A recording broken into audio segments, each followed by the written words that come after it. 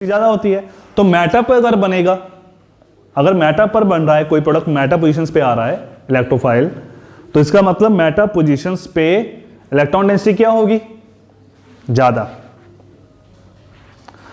भाई आर्थो और पैरा कब बनता है? जब इलेक्ट्रॉन डेंसिटी ज्यादा होती है आर्थो और पैरा पर। इसका मतलब जब मेटा पोजीशंस पे कोई, मतलब मेटा पोजीशंस पे कोई ग्रुप आ रहा है, इलेक्ट्रोफाइल आ रहा है, मेटा प्रोडक्ट बन रहा है, मेटा सब्स्टिट्यूटेड प्रोडक्ट बन रहा है, तो इसका मतलब वहां पे भी इलेक्ट्रॉन डेंसिटी क्या होगी? ज्यादा होगी। ठीक है ना, यही हमने स्टडी किया अब तक। ठीक है, ये अलग केस है।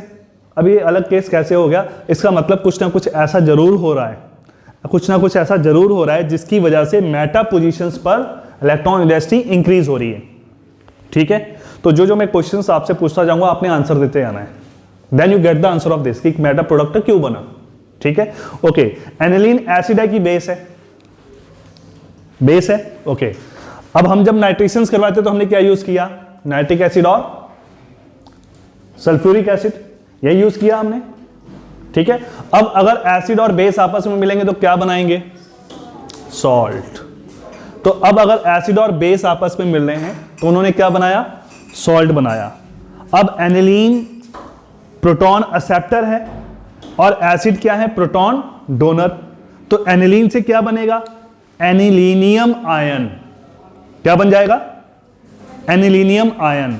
अब एनिलीनियम आयन तब बनेगा जब वो प्रोटॉन एक्सेप्ट करेगा, और जब प्रोटॉन एक्सेप्ट कर लेगा तो लोन पेयर बिजी हो गया प्रोटोनेशन में, प्रोटॉन के साथ अटैच हो गया। अब लोन पेयर अवेलेबल नहीं है रेजोनेंस के लिए। अगर देखो कंसेप्ट क्या है, देखो हमारे पास क्या है?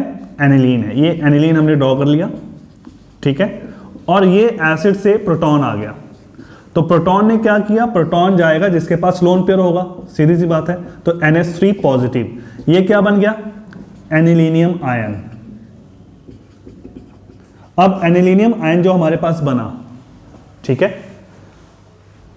तो लोन पेयर तो अवेलेबल है ही नहीं है कंजुगेशंस के लिए। अब लोन पेयर अगर अवेलेबल नहीं होगा कंजुगेशंस के लिए तो उसकी वजह से क्या होगा? इलेक्ट्रॉन डेंसिटी क्या होगी? आर्थो और पैरा पर अब होगी ही नहीं, कम होगी। अगर वहां पे कम होगी, लोन पेयर अवेलेबल नहीं हो रहा है, कंजुगेशंस नहीं हो रही है, तो इलेक्ट्रॉन डेंसिटी कहां पे इंक्रीज होगी? इसका मतलब मेटा पोजीशंस पे। बात समझ आई? तो मेटा पोजीशंस पे अगर इलेक्ट्रॉन डेंसिटी ज्यादा हो गई तो इलेक्ट्रोफाइल कहां पे आएगा? मेटा पर आएगा, मेटा पर आएगा। तो मेटा प्रोडक्ट क्यों बन रहा था? क्योंकि वहां पे इलेक्ट्रॉन डेंसिटी ज्यादा हो रही थी। इलेक्ट्रॉन डेंसिटी ज्यादा क्यों हो रही थी? क्योंकि एसिड के साथ रिएक्शंस होकर एनिलीन एनिलीनियम आयन बना दे रहा है, जिसकी वजह से उसमें रेजोनेंस वाला कंसेप्ट नहीं लग रहा है, और आर्थो और पैरा पे इलेक्ट्रॉन डेंसिटी इसी की वजह से कम हो रही है और मेटा पे इलेक्ट्रॉन डेंसिटी इंक्रीज हो रही है। और जब मेटा पे इंक्रीज हो जाती है तो इलेक्ट्रोफाइल मेटा पोजीशंस पे आके अटैच हो जाएगा, इसलिए हमें मेटा सब्स्टिट्यूटेड प्रोडक्ट मिलता है। This is the reason. ये बहुत इंपॉर्टेंट क्वेश्चन है, कई बार पूछा गया है बोर्ड एग्जाम में, कई बार पूछा गया है बोर्ड एग्जाम में। ठीक है, समझ में आया? चलो फिर नोट कर लो, अगर समझ में आया तो नोट करो। तो क्वेश्चन आपने क्या नोट किया? Why does we get meta substituted nitro aniline या meta substituted product on nitration of aniline. ठीक है, अब इसका रीजन लिखेंगे, तो right down the reason. Reason लिखो। In strong acidic medium, in strong acidic medium aniline is a product, sorry, aniline is protonated to form, aniline is protonated to form anilinium ion, protonated to form anilinium ion। ये जो आपने बनाया हुआ है यहां पे, ठीक है, एसिडिक से H पॉजिटिव आया, एनिलीनियम आयन बन गया। Anilinium ion which is meta directing, which is meta directing,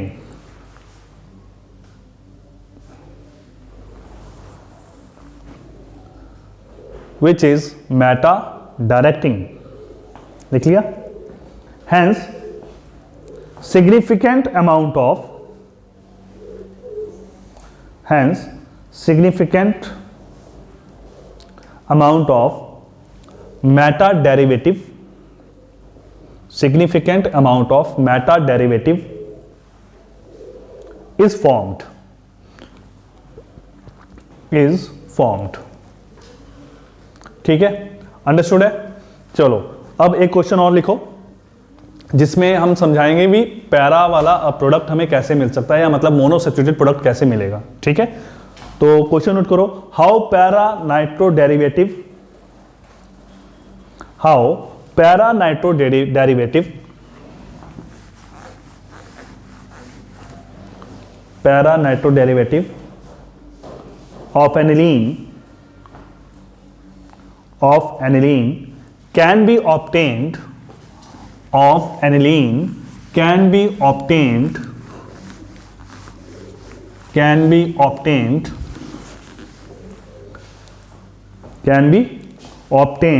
as a major product, can be obtained as a major product। तो para nitro derivative of aniline को हम कैसे major product कैसे obtain कर सकते हैं? सेम कंसेप्ट है जो आपने पैरा ब्रोमो एनिलीन बनाया था, सेम कंसेप्ट है, सेम रिएक्शन है। डिफरेंस क्या हो जाएगा, जहां पे आपने ब्रोमीन यूज किया है वहां पे आप नाइट्रिक एसिड और सल्फ्यूरिक एसिड साथ में यूज करोगे, ठीक है। बाकी सारा सेम कंसेप्ट है। तो सबसे पहले हम क्या करेंगे, एसाइलेशंस करेंगे, ठीक है। क्या करेंगे, एनिलीन की एसाइलेशन किसके साथ, एसिटिक एनहाइड्राइड के साथ, सेम। चलो लिखो फिर, चलो पहला स्टेप अपने आप से लिखो, ठीक है। ये बेस की प्रेजेंस में होगा, इस बात का ध्यान देना है। तो हमारे पास क्या है, एनिलीन है और हमने रिएक्शंस किसके साथ करवानी है, एसिटिक एनहाइड्राइड के साथ करवानी है। तो एसिटिक एनहाइड्राइड और पिरिडीन बेस ले लेना है हमने, तभी ये रिएक्शन होती है, ठीक है, बेस की प्रेजेंस में एसाइटिलेशन। तो एस्टेनिलाइड बन जाता है हमारा।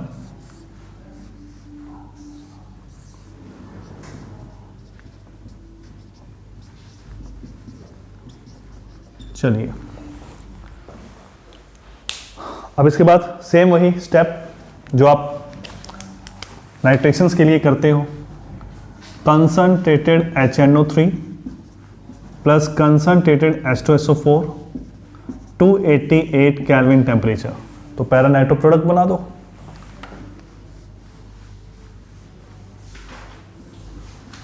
ठीक है, पैरा प्रोडक्ट बनाओ।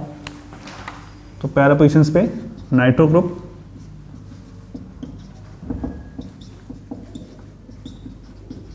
और उसके बाद हाइड्रोलाइसिस करवानी है आपने, ठीक है।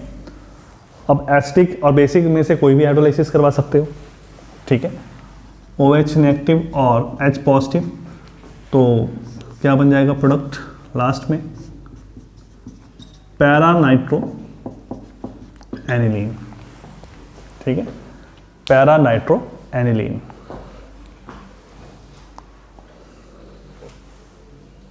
ठीक है, समझ में आया कंसेप्ट? बहुत इंपॉर्टेंट, मैं फिर कह रहा हूं ये बहुत इंपॉर्टेंट है, ठीक है, board examination point of view से।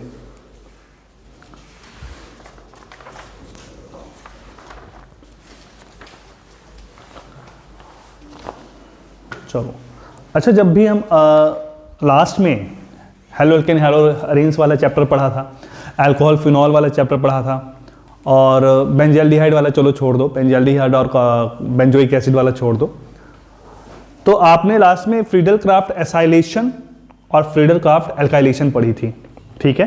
क्लोरोबेंजीन के केस में भी आपने किया था, ठीक है, फिनॉल के केस में भी किया था। एल्डिहाइड बेंजोइक एसिड के केस में क्यों नहीं किया? क्योंकि एल्डिहाइड और बेंजोइक एसिड किस तरह के ग्रुप हैं, -R ग्रुप, और फ्रीडल-क्राफ्ट एल्काइलेशंस कब होती है, +R के साथ। एल्डिहाइड और कार्बोक्सिलिक क्या होते हैं, -R ग्रुप होते हैं, मतलब वो नेगेटिव रेजोनेंस इफेक्ट शो करते हैं, मेटा पोजीशंस पे इलेक्ट्रॉन डेंसिटी बढ़ाते हैं, और पॉजिटिव चार्ज किस पर आता है जब आप रेजोनेटिंग स्ट्रक्चर ड्रॉ करोगे, कार्बोक्सिलिक पर आता है, और किस पर, सॉरी, पॉजिटिव चार्ज किस पे आता है, आर्थो पर और पैरा पर आता है पॉजिटिव चार्ज। तो मेटा पर इलेक्ट्रॉन डेंसिटी क्या हो गई, ज्यादा, आर्थो पैरा पर क्या हो गई, कम। तो इलेक्ट्रोफाइल आएगा किस पर आएगा, मेटा पर। तो वो मेटा वाली रिएक्शन मेटा डेरिवेटिव्स बनाते हैं, एल्डिहाइड, बेंजल्डिहाइड और बेंजोइक एसिड। तो इसलिए फ्रीडल-क्राफ्ट एल्काइलेशंस नहीं होती उसके इसमें। उसमें अगर फ्रीडल-क्राफ्ट एल्काइलेशंस के हम लोग बात करते हैं, क्योंकि एक तो सबसे बड़ा रीजन ये है कि वहां पे एल्काइलेशन जो एसाइलेशंस होती है आर्थो पैरा पोजीशंस पर होती है, ठीक है, तो एक ये भी इसका रीजंस है। ठीक है, तो इलेक्ट्रोफाइल आएगा तो सिर्फ मेटा पर आएगा, आर्थो पैरा प्रोडक्ट हमारे पास नहीं बनेगा।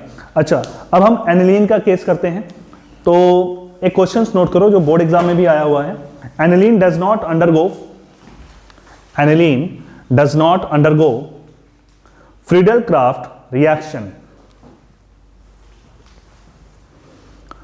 Alkene does not undergo Friedel-Crafts reaction. Friedel-Crafts reaction. अब Friedel-Crafts reactions कितने टाइप्स की हैं यहाँ पे?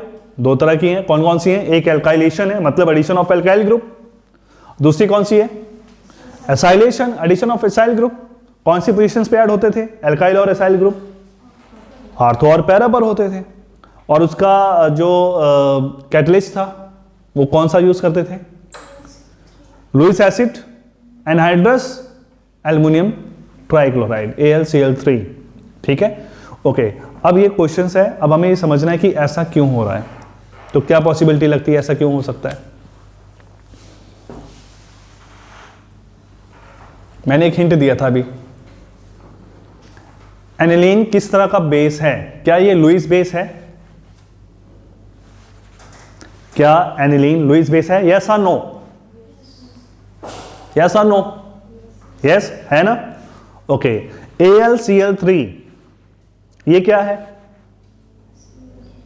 लुईस एसिड है। श्योर? लुईस एसिड क्या होते हैं?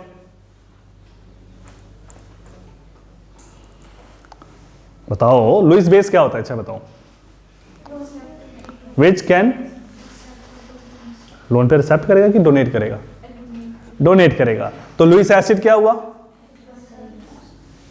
ठीक है, एक हमारे पास बेस हो गया लुईस बेस, और एक हमारे पास क्या हो गया? तो एसिड बेस रिएक्शन हो जाएगी। और जब एसिड बेस रिएक्शन होगी तो क्या फॉर्मेशन होगी? सॉल्ट की। अब सॉल्ट की फॉर्मेशन हो गई तो बताओ आर्थो पैरा पर इलेक्ट्रॉन डेंसिटी इंक्रीज होगी? नहीं होगी। तो जब आर्थो पैरा पर इलेक्ट्रॉन डेंसिटी इंक्रीज ही नहीं होगी तो जो इलेक्ट्रोफाइल जनरेट कैसे होगा? अगर aluminium chloride acid base reaction में इन्वॉल्व हो गया, पहला पॉइंट। और जब अगर इलेक्ट्रोफाइल जनरेट भी हो रहा है मान के चलो, तो आर्थो और पैरा पर जाएगा ही नहीं, क्योंकि वहां पे तो इलेक्ट्रॉन डेंसिटी क्या है? कम है, और उसे इलेक्ट्रॉन डेंसिटी चाहिए ज़्यादा, नेगेटिव चार्ज होना चाहिए, है ना, डिलोकलाइजेशन के थ्रू। तो इलेक्ट्रॉन डेंसिटी की कमी हो जाती है। इसलिए aniline will never undergo the Friedel-Crafts alkylation और एसाइलेशन रिएक्शन। ये इसका मेन रीजन है। समझ आया? Because of that acid base reaction. तो इसमें अगर नोट करना चाहते हो तो नोट कर लो। Main reason due to salt formation, due to salt formation with aluminum chloride, due to salt formation with aluminum chloride, which is a Lewis acid, which is a Lewis acid,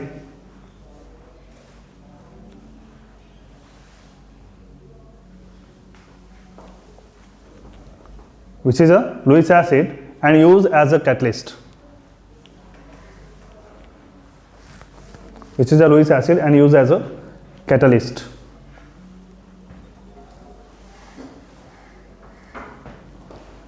और क्या point लिख सकते हो? Due to this, अब जब salt formations कर लेता है तो उससे क्या फर्क पड़ता है? Due to this nitrogen of aniline acquire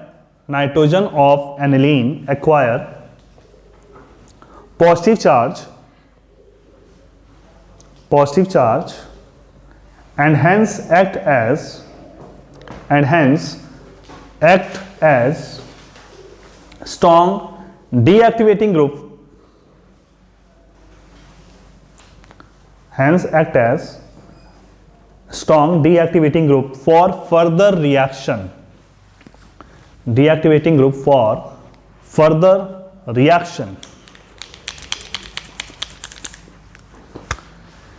ठीक है, सेम वही कंसेप्ट है जो नाइट्रेशन के केस में था, वहां पे भी एसिड बेस रिएक्शंस हो गई थी नाइट्रेशन के केस में, इसलिए मेटा प्रोडक्ट बन जाता था वहां पे।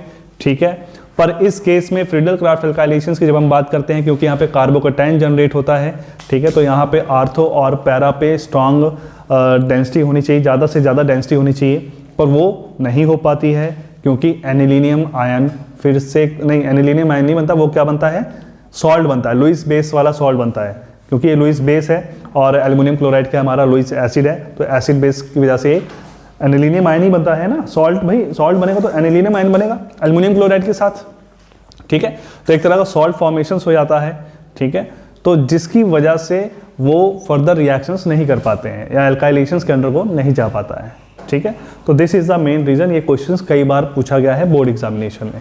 ओके, अब जो हमारा जो नेक्स्ट टॉपिक है वो कौन सा है,